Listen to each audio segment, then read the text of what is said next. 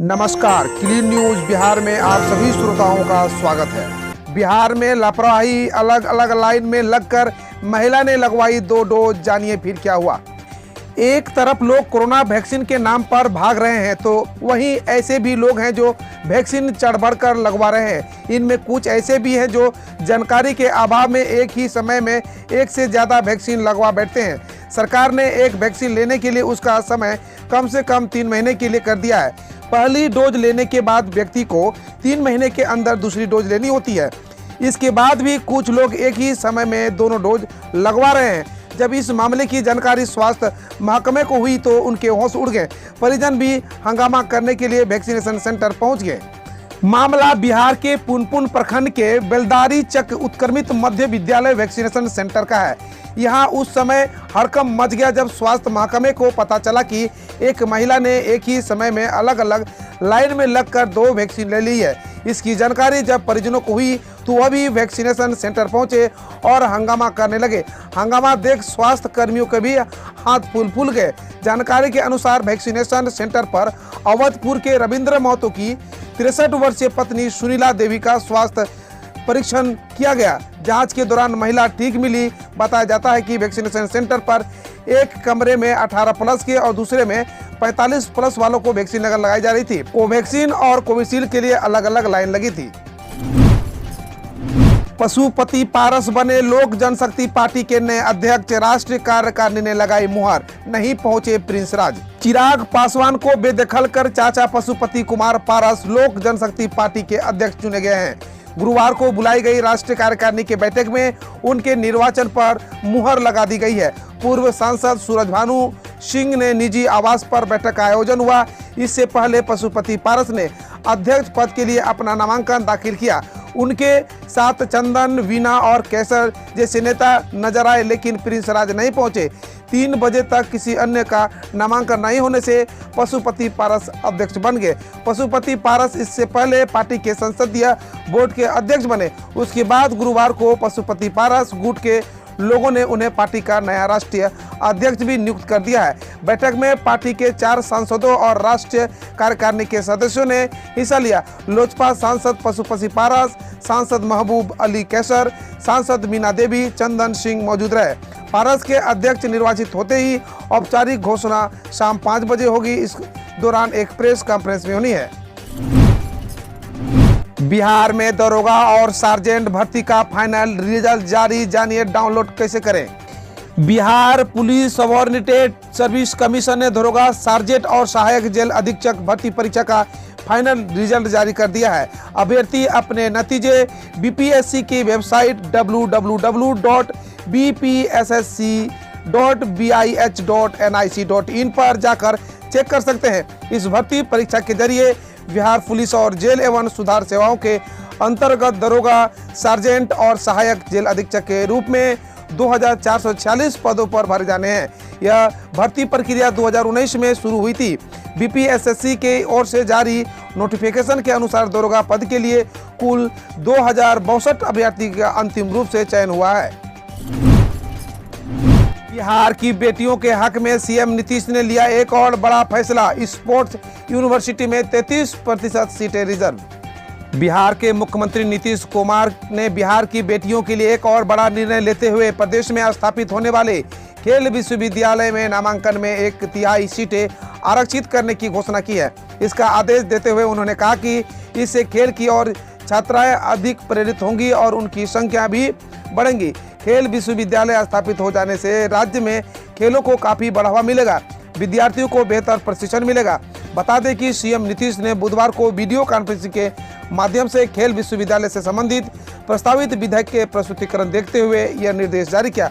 उन्होंने संबंधित अधिकारियों को आदेश दिया कि यथाशीघ्र इस पर गहन विचार विमर्श और स्थल भ्रमण करके फिर से इसे प्रस्तुत किया जाए। बिहार और झारखंड को जोड़ने वाला सोन नदी पर पांडुका में बनेगा 2 लेन पुल। जल्द शुरू होगी टेंडर प्रक्रिया।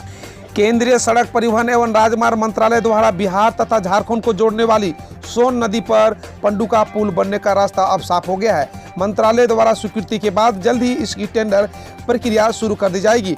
रोहतास के पांडुका से झारखंड की ओर से बनने वाली 2.25 किलोमीटर लंबी सड़क पुल के बन जाने से बिहार तथा झारखंड के दूरी काफी कम हो जाएगी। बिहार के रोहतास जिला को झारखंड के पलामू से यह 2 लेन पुल मात्र 2 किलोमीटर में ही जोड़ कर रख देगी। बरियारपुर और कल्याणपुर स्टेशनों के बीच रेल ट्रैक धंसा, भागलपुर की ओर से आने वाली ट्रेनों के लिए बड़ी परेशानी। बरियारपुर और कल्याणपुर स्टेशनों के बीच डाउन रेल ट्रैक धंस जाने की वजह से ट्रेनों के परिचालन पर असर पड़ा है। डाउन दिशा में भागलपुर आने वाली ट्रेनों को बरियारपुर के अप लाइन से चलाया जा रहा है। पटरी को दुरुस्त करने का काम शुरू हो गया है। गैंगमैन और ट्रैकमैन होल्डर बिछा रहे हैं। बिहार के 1.25 लाख शिक्षकों को आखिरी मौका, नौकरी जाएगी अगर नहीं जमा किए सभी कागजात। बिहार में पंचायती राज संस्थाओं और नगर निकायों की ओर से नियोजित शिक्षक एवं आखिरी तौर पर निर्धारित तिथि तक अपने शैक्षणिक दस्तावेज जमा नहीं कराते हैं तो उनकी नौकरी चली जाएगी।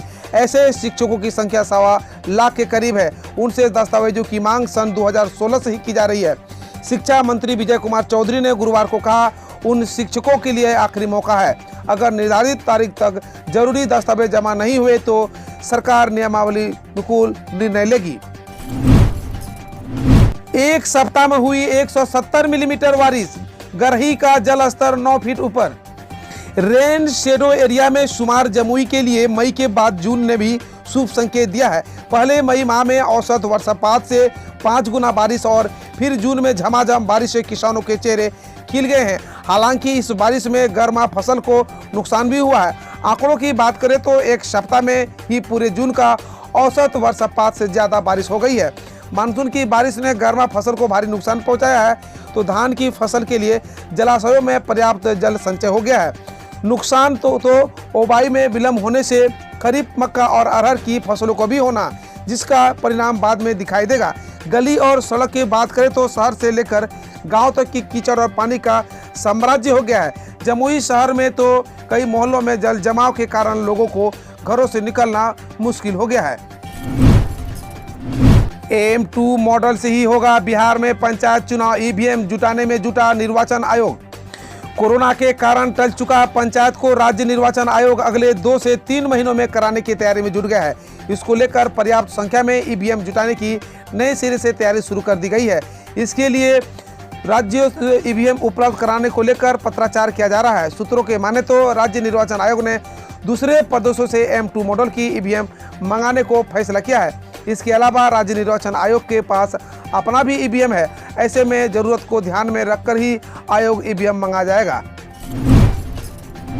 बिहार के 1.5 लाख छात्रों के लिए बड़ी राहत। CBSE ने 12वीं की परीक्षा का रिजल्ट फार्मूला SC में किया जमा। केंद्रीय माध्यमिक शिक्षा बोर्ड ने क्लास 12 की परीक्षा का रिजल्ट फॉर्मेट सुप्रीम कोर्ट में जमा कर दिया है। CBSE के इस कदम से बिहार के 1.5 लाख छात्रों को बड़ी राहत मिली है। दरअसल एग्जाम कैंसिल होने के बाद से ही राज्य में CBSE 12वीं के छात्रों के भीतर रिजल्ट को लेकर सस्पेंस बना हुआ था।